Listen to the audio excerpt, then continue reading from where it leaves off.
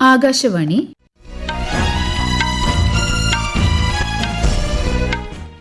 നമസ്കാരം. വാർത്തകൾ വായിക്കുന്നത് അശ്വതി. പ്രധാന വാർത്തകൾ. ഏറ്റവും കൂടുതൽ കാലം അധികാരത്തിലിരുന്ന ജനങ്ങളാൽ തിരഞ്ഞെടുക്കപ്പെട്ട ഇന്ത്യൻ പ്രധാനമന്ത്രി എന്ന ചരിത്ര നേട്ടം സ്വന്തമാക്കി നരേന്ദ്രമോദി. അഭിനന്ദനവുമായി ലോക നേതാക്കൾ. NDAയുടെ ഉന്നതതല യോഗം ഇന്ന് ന്യൂഡൽഹിയിൽ. കേന്ദ്ര സർക്കാരിന്റെ 12ാം വാർഷികവും പ്രധാനമന്ത്രി നരേന്ദ്രമോദിയുടെ ചരിത്ര നേട്ടവും ആഘോഷിക്കും. പാക് അധിനിവേശ കാശ്മീരിൽ പാകിസ്ഥാൻ പോലീസ് നടത്തിയ അതിക്രമങ്ങളെ അപലപിച്ച് ഇന്ത്യ.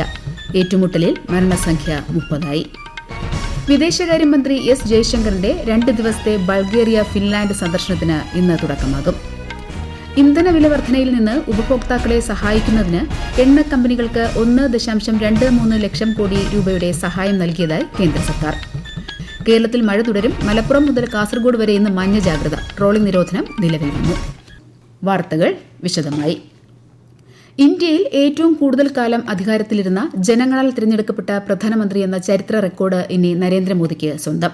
പ്രധാനമന്ത്രി കസേരയിൽ തുടർച്ചയായി 4399 ദിവസം പൂർത്തിയാക്കിയ അദ്ദേഹം പ്രഥമ പ്രധാനമന്ത്രി പണ്ഡിറ്റ് ജവഹർലാൽ നെഹ്റുവിന്റെ റെക്കോർഡാണ് ഇന്ന് മറികടന്നത്. ഒരു റിപ്പോർട്ട്. ഇന്ത്യൻ ജനാധിപത്യ ചരിത്രത്തിൽ സുവർണ അധ്യായം എഴുതി ചേർത്താണ് പ്രധാനമന്ത്രി നരേന്ദ്രമോദി രാജ്യത്തെ നയിക്കുന്നത്. 2014 മെയ് 26-നാണ് അദ്ദേഹം ആദ്യമായി രാജ്യത്തിന്റെ പ്രധാനമന്ത്രിയായി സത്യപ്രതിജ്ഞ ചെയ്തത്. 1952 മെയ് 13-ന് ജനങ്ങളാൽ തിരഞ്ഞെടുക്കപ്പെട്ട ആദ്യ സർക്കാരിന്റെ പ്രധാനമന്ത്രിയായി ചുമതലയേറ്റ പണ്ഡിറ്റ് ജവഹർലാൽ നെഹ്റു 1964 മെയ് 27 വരെ 4398 ദിവസമാണ് അധികാരത്തിലുണ്ടായിരുന്നത്. 1947 മുതൽ നെഹ്റു അധികാരത്തിലുണ്ടായിരുന്നെങ്കിലും അതിന്റെ ആദ്യ ഭാഗം ഇടക്കാല ഭരണകൂടത്തിന്റേതായിരുന്നു. 2014, 2019, 2024 പൊതുതെരഞ്ഞെടുപ്പുകളിലെ തുടർച്ചയായ ജനവിധികളിലൂടെയാണ് ശ്രീ നരേന്ദ്രമോദി അപൂർവ റെക്കോർഡിലേക്ക് എത്തിയത്. 140 കോടിയിലധികം ജനസംഖ്യയുള്ള വൈവിധ്യങ്ങൾ നിറഞ്ഞ രാജ്യത്ത് തുടർച്ചയായ 3 പൊതുതെരഞ്ഞെടുപ്പുകളിലൂടെ ജനങ്ങൾ അർപ്പിച്ച അചഞ്ചലമായ വിശ്വാസത്തിന്റെ ഫലമാണ് ഈ നേട്ടം. സാധാരണ പശ്ചാത്തലത്തിൽ നിന്ന് രാജ്യത്തിന്റെ ഭരണ നേതൃത്വത്തിലേക്ക് ഉയർന്നുവന്ന പ്രധാനമന്ത്രിയുടെ ജീവിതം ഇന്ത്യൻ ജനാധിപത്യത്തിന്റെ കരുത്താണ് വ്യക്തമാക്കുന്നത്. ഈ ഭരണകാലയളവിൽ 25 കോടിയോളം ജനങ്ങളാണ് ദാരിദ്ര്യത്തിൽ നിന്ന് മുക്തരായത്. ഡിജിറ്റൽ അടിസ്ഥാന സൗകര്യങ്ങളുടെ വികസനം, വൻകിട നിർമ്മാണ പദ്ധതികൾ,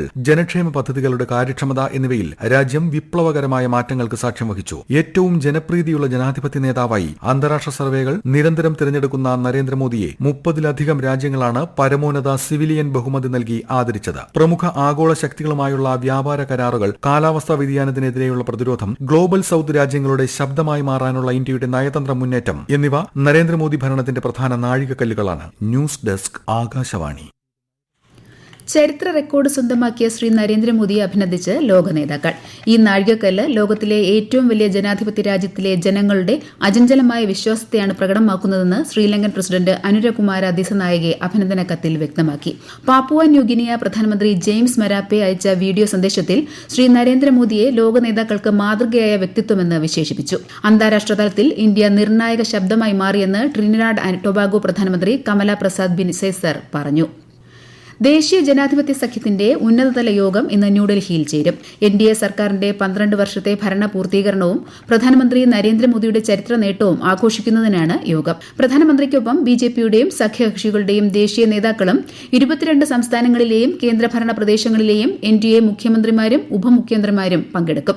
2047ഓടെ വികസിത ഭാരതം കെട്ടിപ്പടുക്കാനുള്ള ലക്ഷ്യത്തിലേക്കുള്ള പദ്ധതികൾ യോഗം അവലോകനം ചെയ്യും. കഴിഞ്ഞ 12 വർഷമായി രാജ്യത്തിന്റെ യുവശക്തിയിൽ ശ്രദ്ധ കേന്ദ്രീകരിക്കുകയാണ് കേന്ദ്ര സർക്കാർ. വികസിത ഇന്ത്യയെ കെട്ടിപ്പടുക്കുന്നതിലും രാജ്യത്തിന്റെ ഭാവി വിവിധ മേഖലകളിൽ രൂപപ്പെടുത്തുന്നതിലും കേന്ദ്ര ബിന്ദുവാണ് രാജ്യത്തെ യുവാക്കൾ. തൊഴിലും സ്വാശ്രയത്വവും വർദ്ധിപ്പിക്കുന്നതിനായി 12 കോടിയിലധികം പുതിയ സംരംഭകർക്ക് പ്രധാനമന്ത്രി മുദ്രാ യോജന വായ്പകൾ ലഭ്യമാക്കി. വർദ്ധിച്ചുവരുന്ന അസംസ്കൃത എണ്ണ വിലയിൽ നിന്ന് ഉപഭോക്താക്കളെ സഹായിക്കുന്നതിനായി എണ്ണ വിപണന കമ്പനികൾക്ക് ഏകദേശം 1.23 ലക്ഷം കോടി രൂപയുടെ സാമ്പത്തിക സഹായം നൽകിയതായി കേന്ദ്ര സർക്കാർ. പശ്ചിമേഷ്യൻ സംഘർഷത്തിന്റെ ആദ്യ 78 ദിവസത്തേക്കാണ് ഈ സാമ്പത്തിക സഹായം നൽകിയിട്ടുള്ളത്. സമ്പദ് വ്യവസ്ഥയുടെ വളർച്ച സമ്മർദ്ദത്തിലല്ലെന്നും സർക്കാർ അറിയിച്ചു. VBG റാംജി പദ്ധതി നടപ്പിലാക്കുന്നതിനായി സംസ്ഥാനങ്ങൾക്കും കേന്ദ്രഭരണ പ്രദേശങ്ങൾക്കുമായി കേന്ദ്ര സർക്കാർ 95,692 കോടി രൂപയുടെ ഇടക്കാല ബജറ്റ് വിഹിതം പ്രഖ്യാപിച്ചു.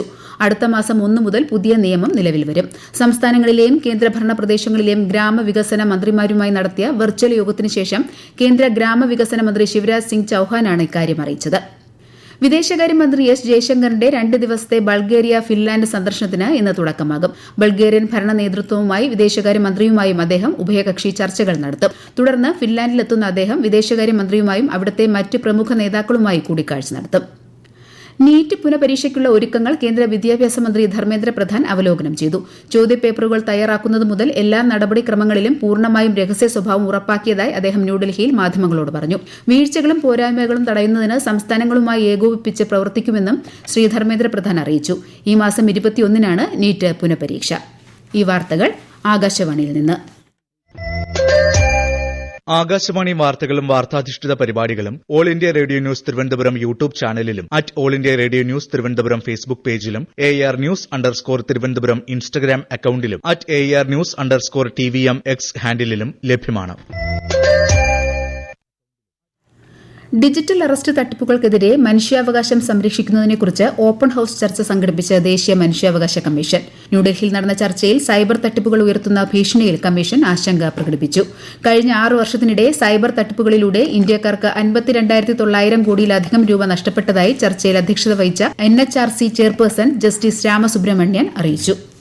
പാക് അധിനിവേശ കാശ്മീരിൽ പാകിസ്ഥാൻ പോലീസ് നടത്തിയ അതിക്രമങ്ങളെ അപലപിച്ച് വിദേശകാര്യ മന്ത്രാലയം. പ്രതിഷേധക്കാരും സുരക്ഷാ സേനയും തമ്മിലുള്ള ഏറ്റുമുട്ടലിൽ 30-ലധികം പേർ കൊല്ലപ്പെടുകയും 200-ഓളം പേർക്ക് പരിക്കേൽക്കുകയും ചെയ്തു.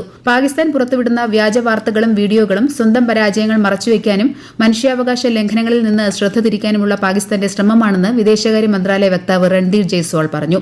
ഇത്തരം പ്രവൃത്തികളിൽ പാകിസ്ഥാന്റെ പങ്ക് അന്താരാഷ്ട്ര സമൂഹം മനസ്സിലാക്കുമെന്ന് പ്രതീക്ഷിക്കുന്നതായി അദ്ദേഹം അറിയിച്ചു. पाकिस्तान की ओर से फर्जी खबरों और वीडियो का एक सिलसिला लगातार देखने को मिला है. यह अपनी विफलताओं को छिपाने और अपने मानवाधिकारों के उल्लंघन हनन से ध्यान भटकाने का पाकिस्तान का हताशापूर्ण प्रयास है. കേരളത്തിൽ മഴയുടെ ശക്തി കുറയുന്നു. മലപ്പുറം മുതൽ കാസർഗോഡ് വരെയും ലക്ഷദ്വീപിലും ഇന്ന് മഞ്ഞ ജാഗ്രതയാണ്. കേരളം, ലക്ഷദ്വീപ്, കർണാടക തീരങ്ങളിൽ മത്സ്യബന്ധനത്തിന് വിലക്കേർപ്പെടുത്തിയിട്ടുണ്ട്.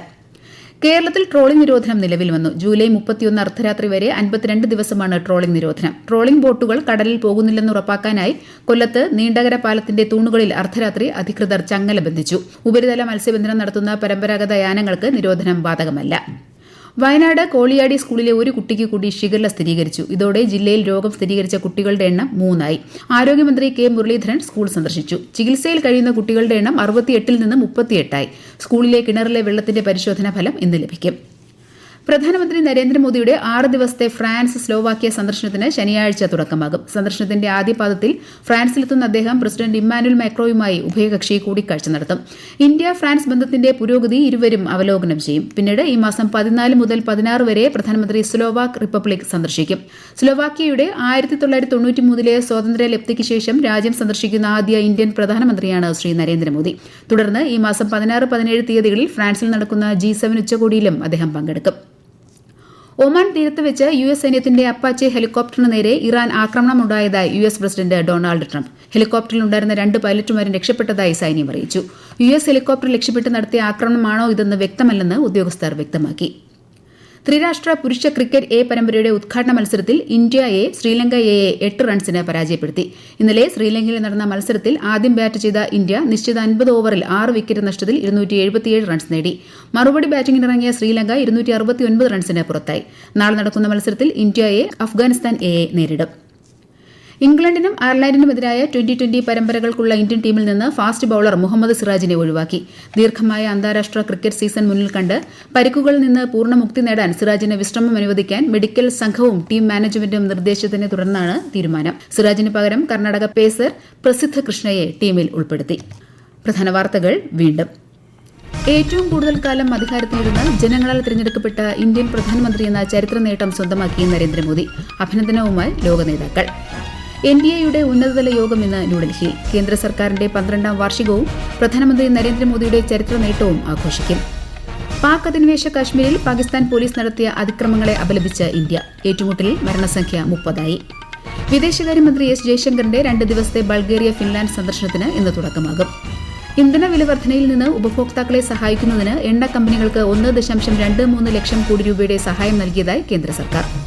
കേരളത്തിൽ മഴ തുടരും. മലപ്പുറം മുതൽ കാസർഗോഡ് വരെ ഇന്ന് മഞ്ഞ ജാഗ്രത. ട്രോളിംഗ് നിരോധനം നിലവിൽ വന്നു.